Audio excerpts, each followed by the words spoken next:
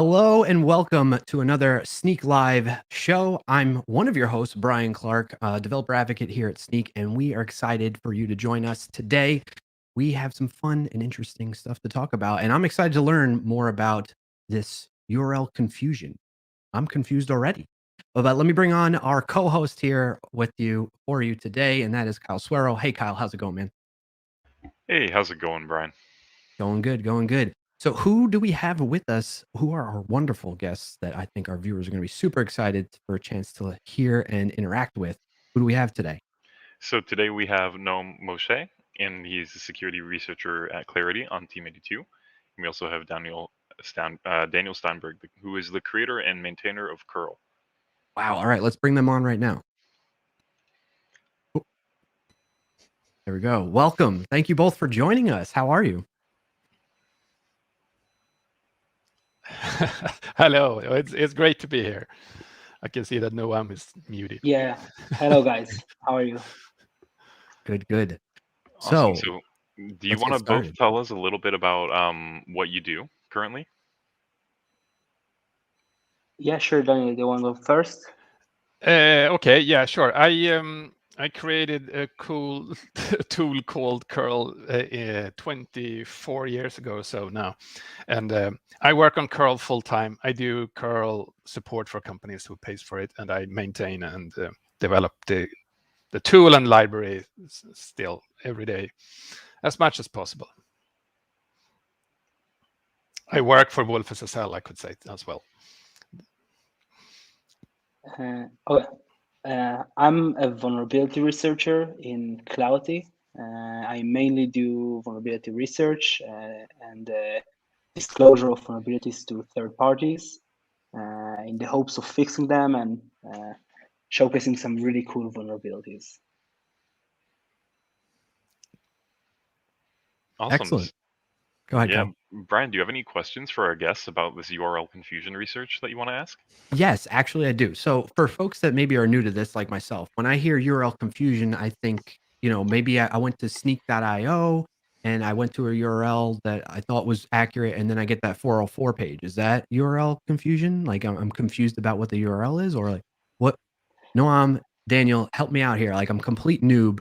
I've never heard of this URL confusion type of thing before. What might it be for somebody like me? So mainly URL confusions are whenever you try to parse and understand a URL to its different components, like what sides hold the URL, what is the exact path to the URL, and whenever you try to parse it using one, parsers could produce some unwanted and unexpected results and be confused by this URL, and this could create some weird behaviors and some vulnerabilities in many cases. So in a few words, your confusions is about not understanding URL correctly and trying to parse it and reaching some weird conclusions. Gotcha. Okay, that's helpful. So what could lead to not understanding the URL correctly? Like, is it a matter of so I'm glad that you shared. So programmatically, we're taking a URL and trying to parse it and like break Yeah. up the different pieces of that URL. So what's happening there? What are you trying to parse? Isn't it just one long string, or what for a developer that's new to this? What might that be? What do you mean by parsing it? So URLs are a little complicated. So URL actually points to a resource, some kind of resource that is being hosted somewhere. So you need to take the URL and understand what's the correct server that has the URL, that has Hmm. your wanted resource. And then after you understand what server, you need to understand how to talk to the server, etc. So it's not just one string that corresponds to a resource. It's actually a few different components that each has a different purpose into at the end goal is giving you your correct resource. So each component showcases and points to one thing, and altogether they point to the real URL. Excellent. Thank you for clarifying on that. I mean, perfect that you work at Claroty while you're clarifying these things for me. So with that, right, you mentioned there's different components. Are there particular areas when it comes to parsing URLs that lead to this confusion often, or like in your research that you found? Well, so we've compared many different URL parsers, from programmatic parsers like Python parsers like URLlib, Java, .NET, many other languages, and also tools like the amazing tool Curl, which we had really a lot of fun playing with. And we noticed that some parsers disagree on many different things, and many different disagreements have a very strong connection and cause. So yeah, basically, if we had to sum it up, many different parsers produce different results, and they usually happen around the same areas. So, for example, delimiters. What delimiter is used to separate one part to the next one? We've noticed many mistakes in this component. For example, backslash. Is backslash a valid delimiter to the path? Because we know if we're gonna think about the URL, HTTP, some kind of host slash and then the path, is backslash a valid delimiter, or should it be a front slash? Those kind of confusions, or for example, if we all seen in the recent log4j vulnerability and in the bypass, once again there was a problem with delimiters, the hashtag, which delimiters the fragment. LDAP doesn't support it, HTTP does support it, so they got confused and one parser produced a different host than the next one. So mainly in delimiters, we've noticed that delimiters are the main problematic area, but not only. That's very, very interesting, and I could see how that would be very. If you have some part of that go wrong, it can be quite pervasive for the tools that are relying on that kind of stuff.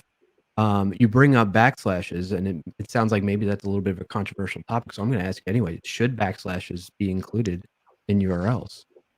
What do you think? What's your opinion? I think it depends on what you think a URL is, and this is a topic dear to my heart. So what is a URL? How do you parse it? So, right. So if we want to agree on what a URL is and how to parse it, then we need to a specification, right? So we can agree on how to parse it, but we don't really have that. So we have multiple different ones, and we have a universe where we're all trying to sort of maneuver. How do we actually treat a string that we call a URL? Sort of, us sitting here, that's the URL. We can recognize it when we see it on the screen or as a string somewhere. But how do you actually treat it? As Noam mentioned, a backslash instead of a forward slash, is that okay? And then we're talking different specifications, because the URL originally back in the 90s, it was actually called URL. It was defined by the IETF, and it was I think RFC 1738 was one of those early ones that I actually used when I implemented my first parser in the 1990s. That was the good old days. That was easy peasy. Later on, RFC 3986 came, which was an update to that. That came in 2005. Sort of, and then they didn't call it a URL anymore. They call it URI. So basically, since that day, we don't call it URL anymore in the RFC world, in the IETF.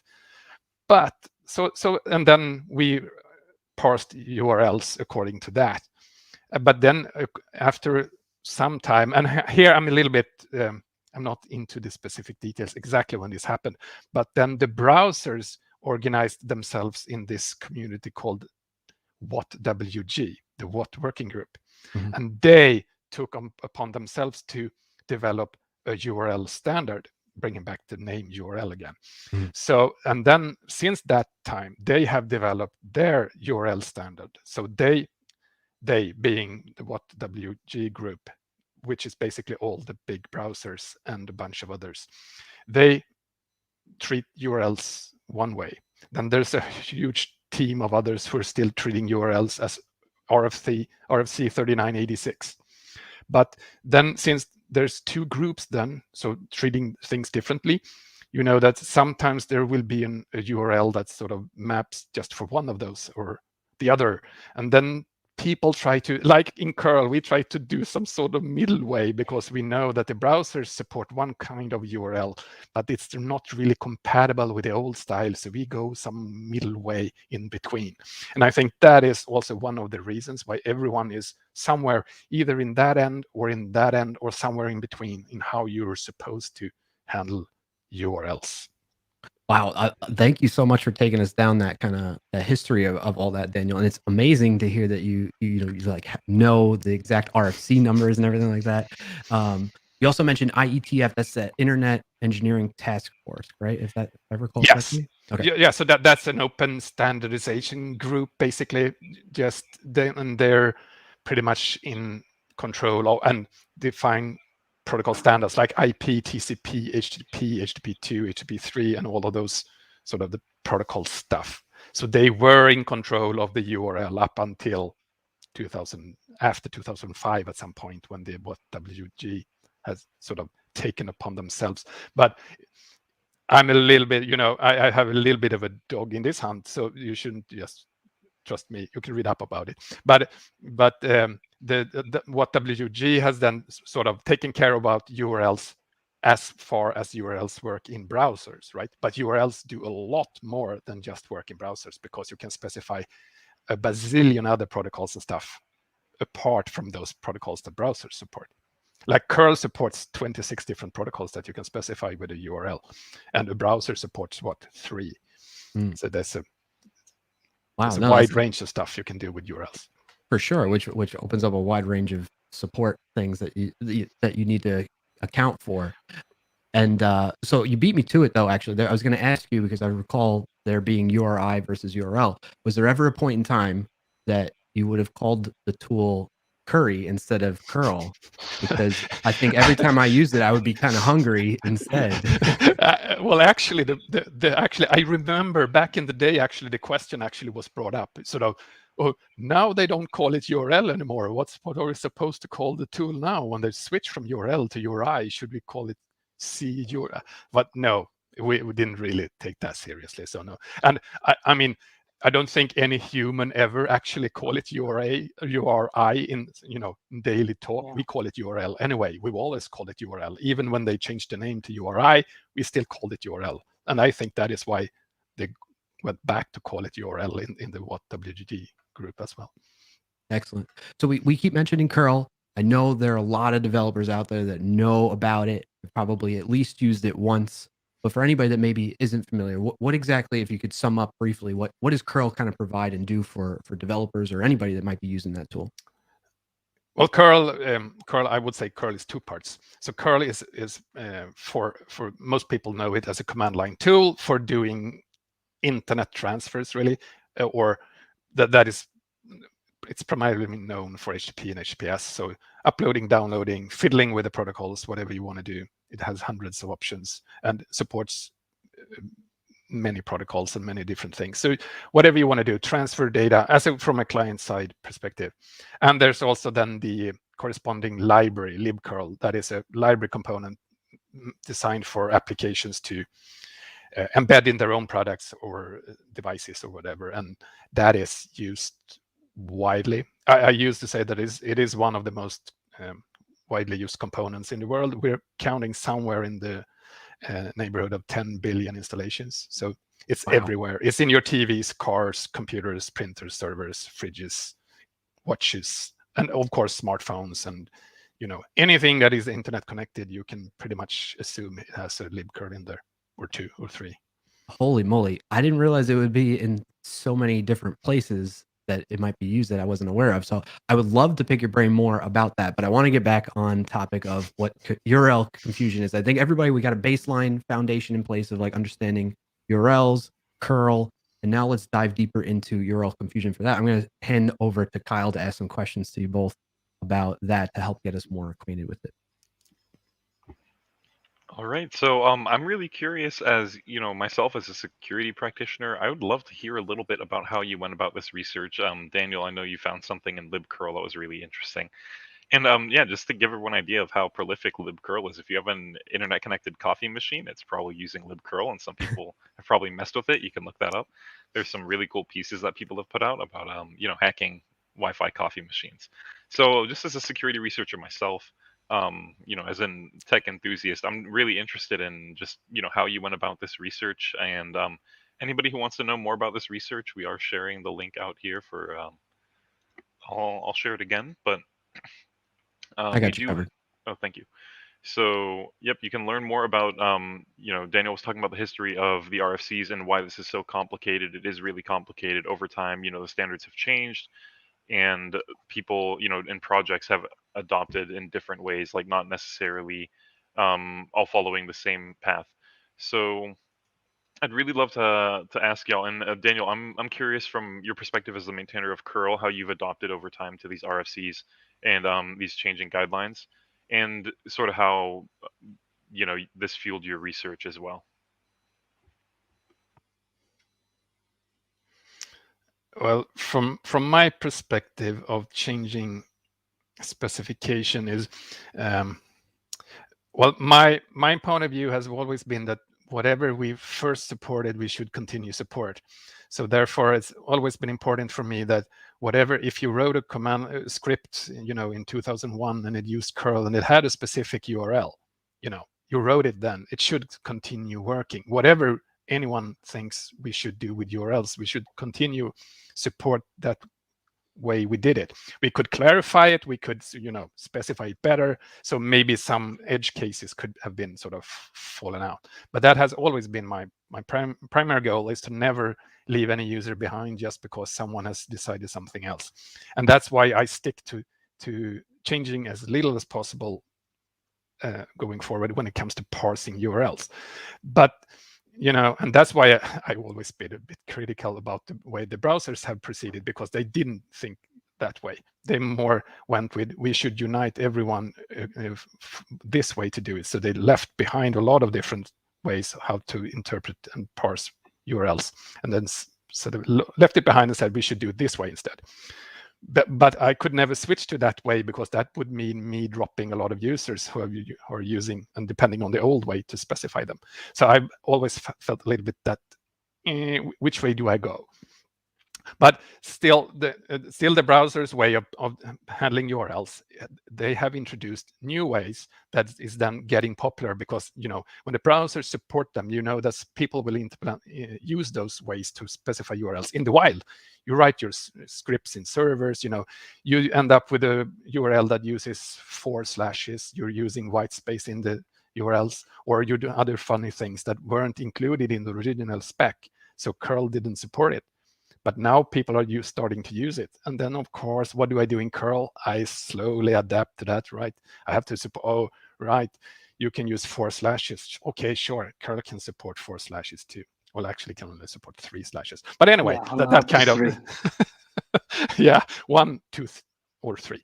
But so that's the kind of how I have adopted it. So nowadays, I usually call curl that it supports RFC 3986 plus or something like that, because it's not strictly the RFC, but it's certainly not the URL standard that the browser does use. So I try to sort of do that juggling, keep supporting my old users, but also adapt and support some of those new URLs that are now come flying over the networks. Because I also want to do, so if I want to do curl and libcurl to be able to work in the real world, they should work almost like browsers, right? So whatever, if a browser can go to a site and follow redirects and do magic stuff, you want to be able to do that with curl as well. So curl needs to be able to support most of those URLs that come flying over the network, and that means adopting to whatever comes.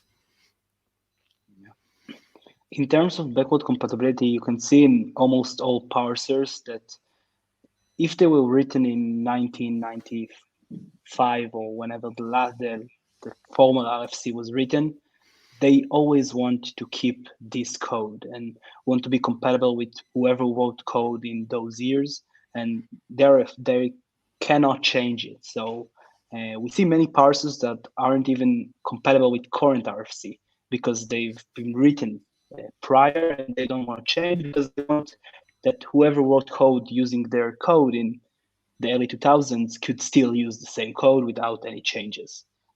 So that's a very wide approach that we've noticed. and that also creates a lot of confusions and mix-ups and that type of shenanigan.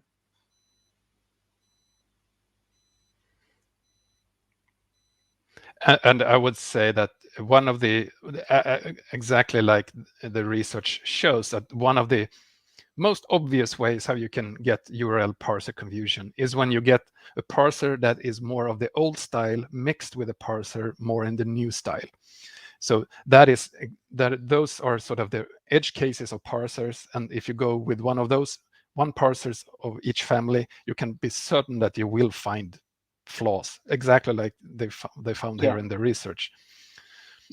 Yeah, I mean, your view that about browsers being more compatible or accepting of malformed URLs. If you get 4 slashes, for example, that's not written in the RFC. The RFC is very strict. It's very white and black. What is a URL? What's not a URL? And how should you parse it? But in real life, people make mistakes. People want things to work. So if we separate parsers, we saw the more strict up to RFC parsers, which are usually code parsers. And then we saw many parsers that are more fluid, more accepting, like browsers, for example. If you write a wrong URL, you still want it to work because you're a user and you don't care that you wrote it wrong. You want to get your right resource. So those two thoughts or ideas are exactly what makes those confusions, this style of being more fluid and accepting and making up for mistakes, and this style for being strict and RFC compliant and just what the RFC told us, this is what we're going to do. That's exactly what makes those confusions, and that's what we see in real life. Because in real life, there are those two types of parsers, and whenever the both of them are implemented together, that's when we can see the weirdest interactions. So maybe I can ask a question about the different categories of vulnerabilities that y'all came up with this research. So out of the 5, is there any that you think might be more prolific or more susceptible to manipulation by security researchers or criminals? Yes. So I think the most preliminary one, the biggest confusion type is actually either the slash or the backslash confusion, because those are actually really simple and you can easily create a malformed URL that parsers will get confused by. And even further, when you take note into Windows machine that use slash and backslash interchangeably, they don't differentiate. That's I think the main confusion type that could be seen in the wild, and the primary one. But we just saw one confusion type in the latest Log4j vulnerability and bypass, where they used a scheme mix-up, which means that they didn't account for different schemes, the LDAP scheme and the HTTP scheme. They mixed them up and used a general purpose parser, and then the LDAP parser parsed it completely differently. So I think many different cases could be said about all those confusion types. But if my favorite one and the one I use the most and found the most vulnerabilities with is either the scheme mix-up, whenever you talk about weird schemes, not HTTP, which is the main one, but about LDAP, SIP, maybe mail.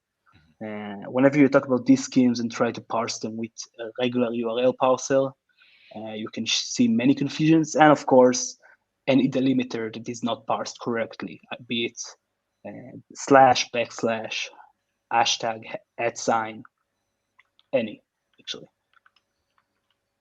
Yeah, I believe the @ is a popular one too, since it's also being treated completely differently between the RFC and the URL standard. So if you use an @ to delimit the credentials, that's because I get that bug report quite often, actually. Yeah. this way you can bypass most checks. Yeah. With the @ you can make a URL that starts with the correct host and just bypass it completely. Any delimiter that one parses incorrectly could lead to this confusion. You just need to check and be careful about your delimiters. But I think also that what also is shown in this report is that some of the confusion wasn't only just because of the specs are different. I think there were quite a lot of just, bugs in implementations. Yeah, sure. Like the one in curl too, just plain bugs. Yeah, sure. Many mix-ups happens because programmers didn't account for one specific thing, and that's the bug. For example, URL encoded data is a very preliminary bug we've seen. Wherever you parse it, you don't decode the parsed components, and whenever you fetch it, you do. So there's like a talk-to vulnerability, time of check and time of use, where in one part you don't decode it and just use the data as is, and in another you decode it and it just retrieves completely different results. So yeah, some of it is because of different implementation choices, but some of it is definitely because of bugs, and that's correct.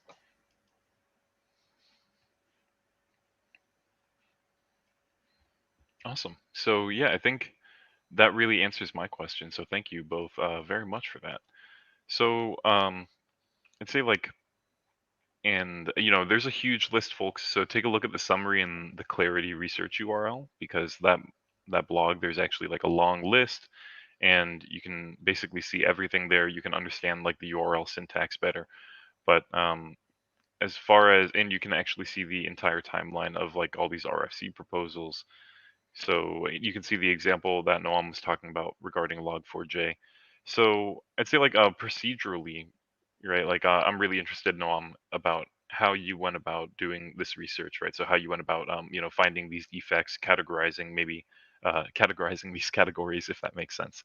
But how did you go about this research? Because I find it really impressive. The results I think speak for themselves, and I think I'd like to share that research paper URL again if I can find it. Yeah, so basically my work was inspired by two amazing articles that I've saw by both Daniel and Orange Tsai.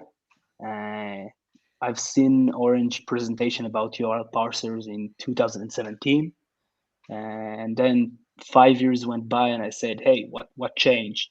What can we see? How can we take it to the next level?" So I've started fuzzing actually many different URL parsers, and I wrote a basic harness that takes a URL that I've generated and gives it to many different parsers. And immediately I've seen tons and tons of different behaviors, be it actually parsing the URL correctly, and in many cases, throwing exceptions, saying this URL is malformed, while others said it was not. So I've basically taken the entire corpus of our data, and I've started categorizing it and saying, yeah, this difference seems very, very similar to another difference that I've seen. And the root cause of this difference or difference between parsers is the same as this one. And this way I've categorized around 4 at a time, different methods or cause effects that cause those differences. And I wanted to take it and understand why is it that those parsers don't parse the same. So I've both started reading Daniel thoughts and articles about this whole topic, and I've started reading the RFCs, and I've seen that there's actually a pretty huge gap here that could be easily exploited. So I've taken this knowledge and these confusion types, and I've started searching applications that parse URLs, be it a web server, an engine, application, you name it. And I've started looking for URL parsers in real life applications, and I've started searching for vulnerabilities in applications. And that's when I found my first vulnerability involving URL confusions. And then I've said, yeah, I think this could be actually bigger than this one specific application. So I've expanded my search and I've actually had a huge help from people at Snyk that helped us reach to many open source applications and code. And thanks to them, we've been able together going back and forth to find more and more vulnerabilities. And I think some of them are really cool. So that's the main thing that brought us to do this. Seeing this weird behavior, seeing how prior work was done and how people researched it, but still there is a huge discrepancy between parsers. So we've wanted to check it, see how far we can take it. And I mean, using this methodology, we're not gonna stop here. In every next research I'm gonna do, be it a cloud environment, OT environment, you name it, if I see some URL parsing being done, I'm gonna search for those mistakes. So my goal for 2022 is finding way more vulnerabilities involving URLs and taking it to the real next level. That's awesome. I can't wait personally because I did enjoy, I read the whole report. I read all the blogs we were putting out ahead of time. And I think it was just awesome. And, I had to keep my lips sealed. Nobody knew about it. So I think, being able to share this with the world is definitely something special. So thank you for, working with Snyk and, thanks to your team as well. It's been a pleasure to work with y'all. Absolutely. It was a real pleasure.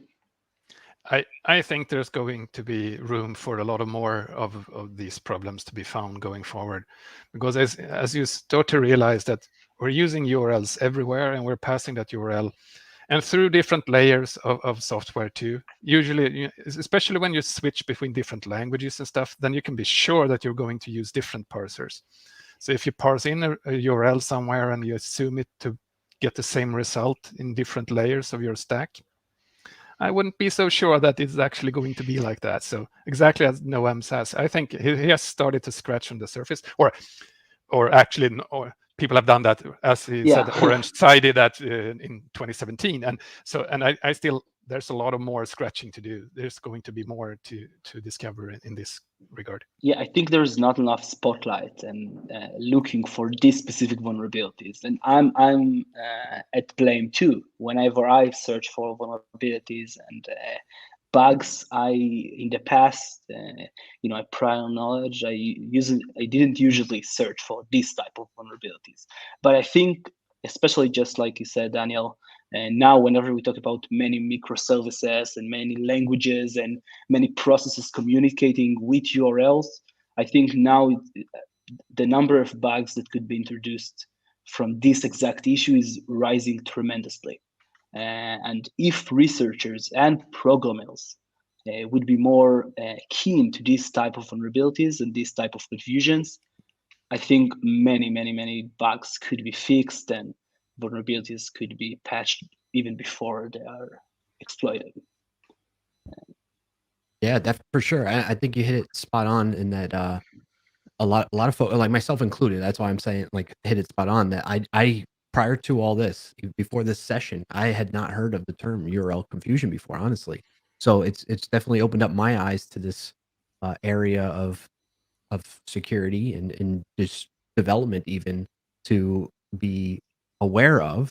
But one thing I'm wondering that maybe other people might be wondering that are tuning in or watching this later, like, what, Noam and Daniel, like, if you have advice for folks that are interested in maybe helping out and contributing to scratching a bit more, as you say, what should they do to get started? What should be like their first steps to kind of maybe help in this effort to discover these more and kind of, like, as you put it as well, be more keen on URL confusion discovery?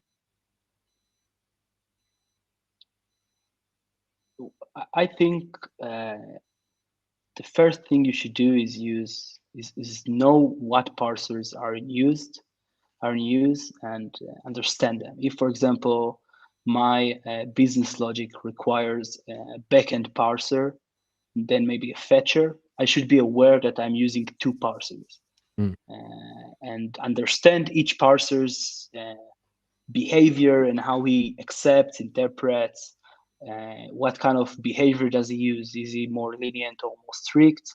And act accordingly. I believe the best case scenario is if you use only one parser.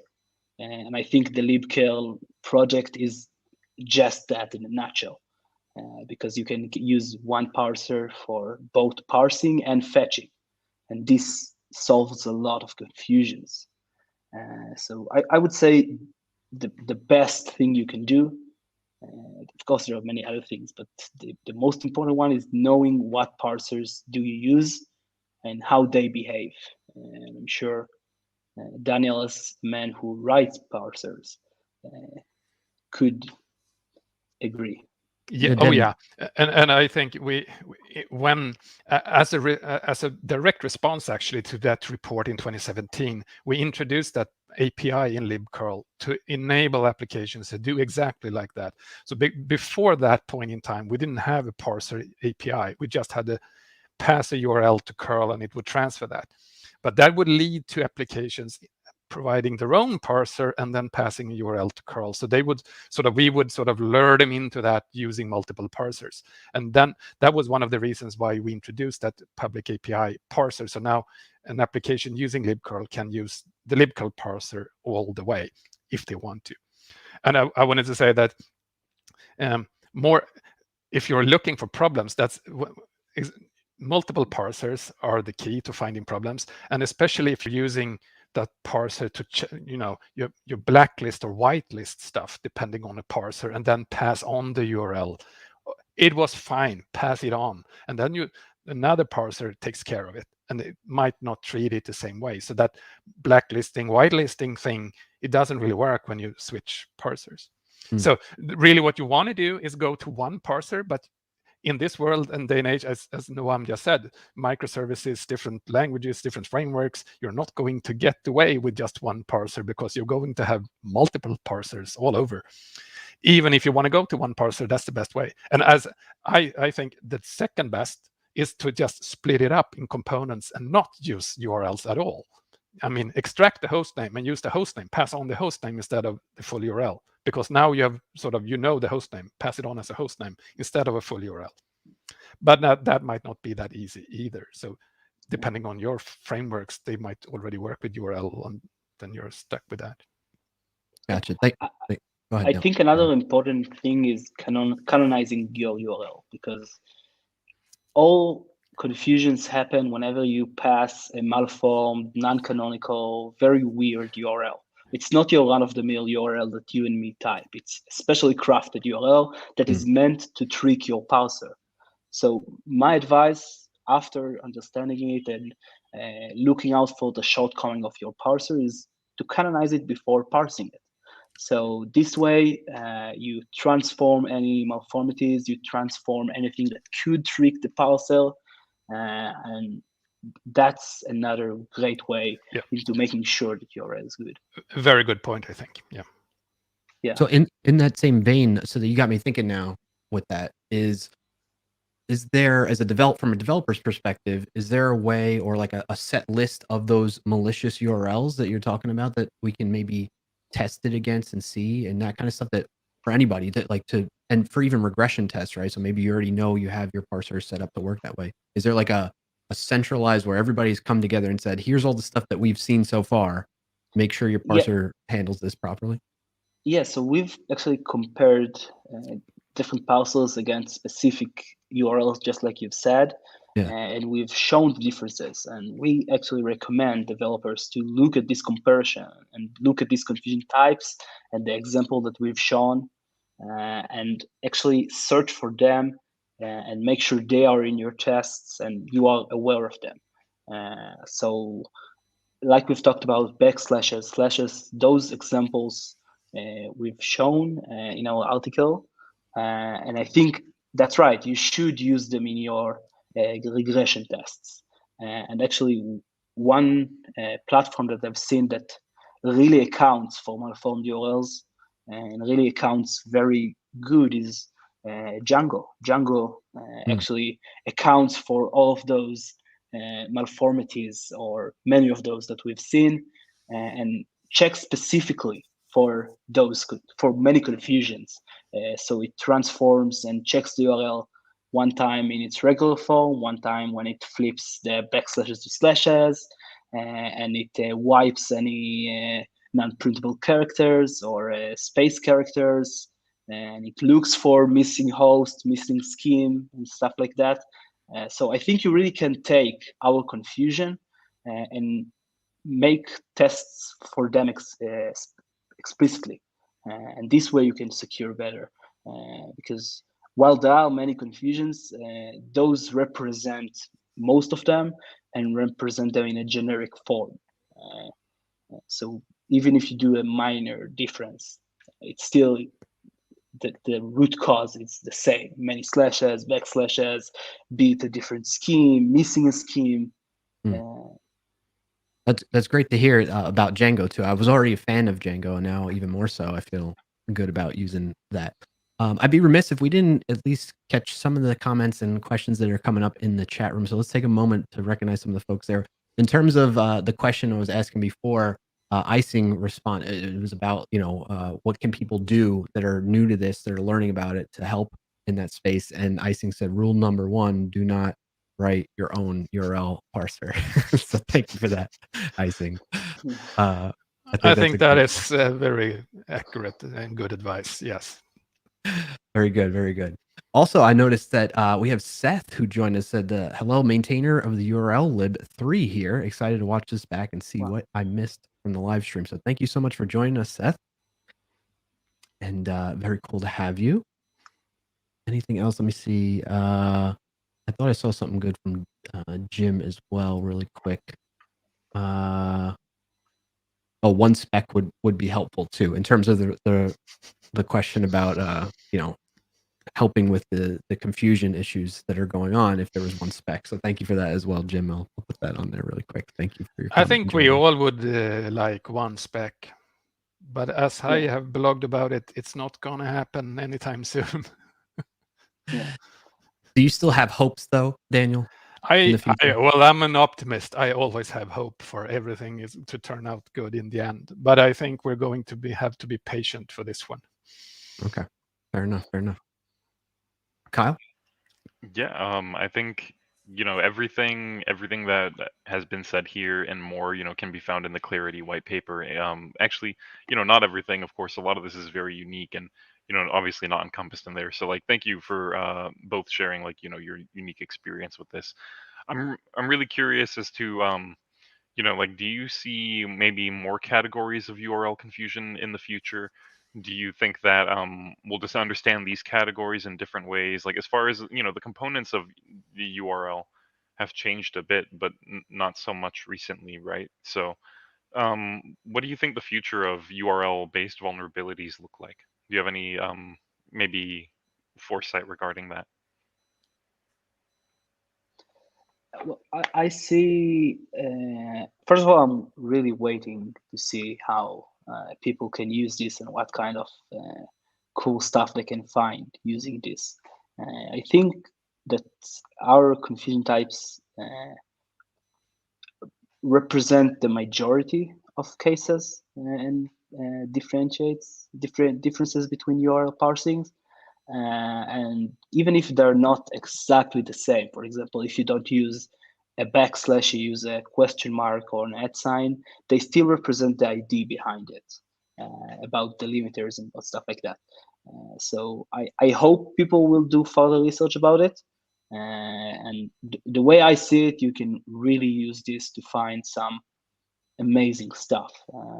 And if we're talking about vulnerabilities, be it an SRF that could always lead to RCE, and the idea is to fix it and to find it, report it, and then make sure that this application is safe. So I hope people will do the research and will look into this in order to be safer, because now we're all moving to microservices and cloud and remote work, everything is going to be using URLs way more. So it's really important to know those differences. And I think that especially now, where everything is going into newer technologies and using more URLs, that I think this will be a good showing of our research. I agree. I think we're just going to. I mean, I don't think there's necessarily going to be any new particular URL confusions because there's enough already. But I think it's going to be at a wider scale just because of the increased network ability of everything.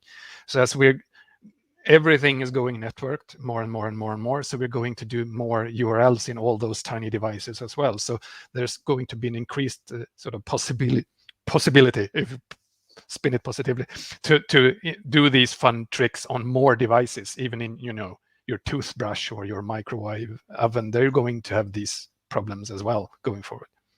No. Well, that sounds like fun to me. I don't know what you guys are talking about. My toothbrush? What does my toothbrush need to do with URLs? Well, everything is going networked. So as long as it's networked, they will want to have internet connections. And when they have internet connections, someone is going to bring that stack. So they're going to run libcurl soon, and then you bring an URL to communicate, and then you have to pass it on, and then, step by step, it goes there. All right. Well, then that leads me to the question: like, when have we gone too far with these things? Like, where my toothbrush needs to do that. What do you feel like there's ever a point where that it's going to? I don't think we're ever at that point yet, because I think the way we do stuff these days is basically you want to sell your toothbrush, right? So what makes your toothbrush cooler than the other toothbrushes? Well, you have it online, and that's better. That's a sales pitch. I think we see that on basically everything, and I think that's a big push to all that networking. Sure, why do you want networking in your toothbrush? Probably silly reasons, stats or updates or times, I don't know what, but we're going there, right? Everything in your home is going to get networked like that. So I think we're just going to get more URLs in, so that it comes with all that networking. I think the smart appliances is just going to grow, and you'll have more homes that use smart appliances, and each of those appliances usually connect to a cloud and to a remote server. And actually, there's a great work that my team lead did about a smart intercom, and he showed how he managed to hack it remotely. So if you've said toothbrush, I think that's not so far off. No, that was just an example, right? I mean, every device, door locks, coffee cups. So lights, this is networked, AC. Right? So to tell you that it's hot enough? Is that what it is? Is that the Ember mug? It is. Oh, those are really nice. I'm a home barista, so yeah. Aside from coffee machines, right? Just like Noam said, appliances, microwaves, right? Ovens. You can start your oven via the Smart Things app if you have a Samsung oven. Your dishwasher, water right? heater. Yeah, water heater, definitely. And Jim wants to know if libcurl is in that cup. We'll say probably. Yeah, I actually tried to search for it, but I don't think it is, because it's only Bluetooth. So it's actually not. I don't think it's internet connected. So it's only Bluetooth to my phone. Okay. But my phone has a lot of curls instead. That's true. I think all of ours probably do. Every single app, right? So yes, more or less. Yeah, every single app that is reaching for any asset anywhere. So I think this has been a super insightful conversation. Do y'all have anything else you want to talk about that we didn't get to, perhaps regarding this research or URL based vulnerabilities? We got a little bit of time here to close it out.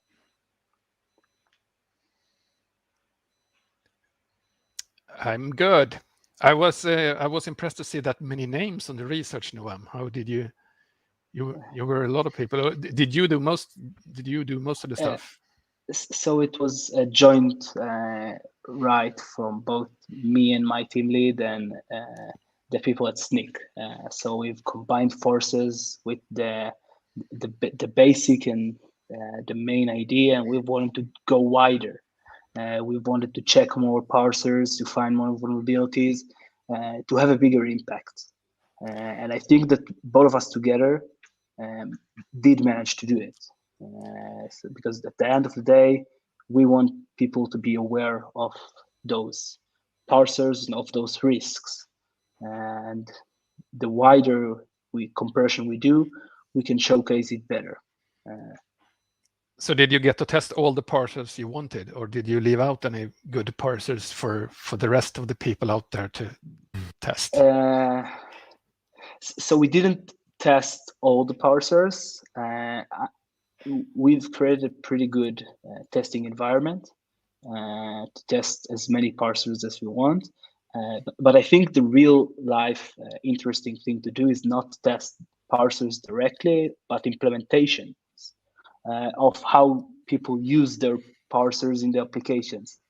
And that's why we've went into real world cases, be it open source projects and even closed source that we need to research and understand the code base behind the scenes.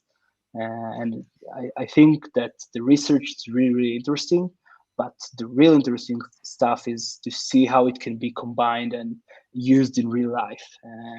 So while the parsers are really interesting and you should understand them, you also need to take those understandings and those confusions and use them in real cases. And that was the hard part, I think, finding people that implemented them, because not many people write and use parsers so securely. No, I agree. The problems are going to be in all the users of the many parsers. So the problems are actually much wider than in just these parsers. Yeah, and even if a parser does something weird, for example, URL3 accepts backslash as a delimiter to the specifically between the host name and the path, between the authority and the path. I cannot say wholeheartedly that this is wrong. But if people don't account for that, you can do that. You feel good enough. He's in the chat, so I'm not sure if I'm gonna say it to his face. So the real issue is not understanding and knowing that URL3 chose to accept this kind of malformed URLs. So that's where the real bugs lie, in the applications and people that use the parsers, not necessarily the parsers themselves. Yeah, you're right. And understanding that parser makes that decision and this parser makes this decision. And when we use both of them, well, that's going to be interesting, because then someone's going, yeah, and what can you do with that? Yeah, and there are always hidden parsers. For example, requests use URL3 heavily behind the scenes, even though many projects, while also using URL3, also might use URLlib. And because there are differences, and it is not very, very clear what parser request uses. And by the way, request uses actually both URLlib and URL3. In some different components, he uses one, and in others, he uses another. So it's not always clear, but as a developer, I think you should understand what's happening behind the scenes and understand anything that could be created from it. Excellent. I mean, this has been extremely helpful, especially for me as a developer, as somebody that's new to this, to get this insight from both of you, Noam and Daniel. Thank you so much for joining us for the session today, fielding some of the questions from folks, and thanks for folks at home, watching this and asking questions, commenting in the chat room. We appreciate you as well. Hope you found it useful and helpful too. Noam and Daniel, I hope I say this nicely. I hope we don't see you again on the show, because if we do, that means there's another problem that has come up since. But maybe under different circumstances, that would be good too. This is the last problem. This is the last problem. Okay, good. Yeah. All right, you heard it here, folks. Daniel said it. Last problem. We've solved URLs, folks. It's over. Yeah, as a person that his job is finding vulnerabilities and mistakes and showcasing them, that's always the bitter part. Knowing that whenever you find something, while it's really cool and good for you, you are also finding someone else's mistake. So it's not always easy. Well, in that case, I'll see you both in a month. All right. We're going to close it out here. Thank you all so much again, and have a good rest of your day. If you enjoyed shows like this, I'm going to hide Daniel and Noam. Thank you again, both of you, but hang tight real quick. If you enjoyed the show today, I'm glad to hear that. Be sure to follow, if you're watching on Twitch, the Twitch channel, and hit the little bell so that you can be notified when we do go live. There's going to be some more changes coming up, and on YouTube as well, the Sneak YouTube account. Be sure to subscribe there so that you get notified for any future streams that are going to come up. We're going to have more stuff like this in the future, more branding changes and stuff like that, real design, cool stuff we got going on. So just little sneak peek, little teaser on what's to come. You're going to see more here on both of these channels, both on YouTube and Twitch. So be sure to follow and subscribe on both of those. And thank you again. Have a good rest of your day. Any last words, Kyle? Bye, everyone. Thanks for coming, and we really appreciate the support. Be sure to, like Brian said, be sure to stay tuned for similar content. We have a lot of stuff planned for this year. It's going to be awesome. Excellent. See ya.